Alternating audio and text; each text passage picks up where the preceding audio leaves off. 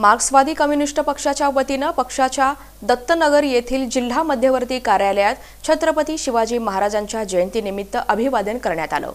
मार्क्सवादी कम्युनिस्ट पक्षाच्या वतीनं पक्षाच्या दत्तनगर येथील जिल्हा मध्यवर्ती कार्यालयात छत्रपती शिवाजी महाराजांच्या प्रतिमेला माजी नगरसेविका कामिनी अडम, शेवंता देशमुख, शकुंतला पाणीभाते यांच्या हस्ते पुष्पहार अर्पण करण्यात येऊन अभिवादन करण्यात आलं। त्यानंतर सर्व लढाऊ कार्यकर्त्यांनी पुष्पांजली वाहून अभिवादन केलं।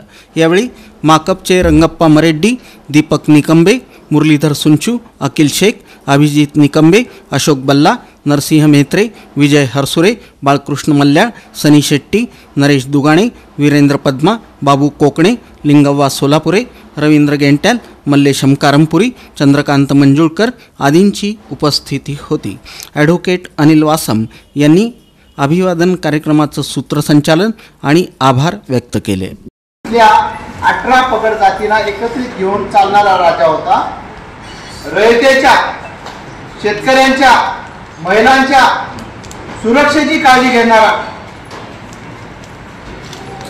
हा राजा या देशात, या विश्वात होऊन गेला आहे। म्हणून आज आपण त्यांची जयंती या ठिकाणी साजरा करतोय। त्यांचा जे स्वप्न होतं हे स्वराज्य म्हणजे काय, इथल्या सगळ्या समाजाच्या लोकांना एकत्रित गुण्यागोविंदाने नांदता यावं, इथल्या जनतेचं राज्य हवं। आपण त्याला आधुनिक आताच्या भाषेत लोकशाही म्हणतो।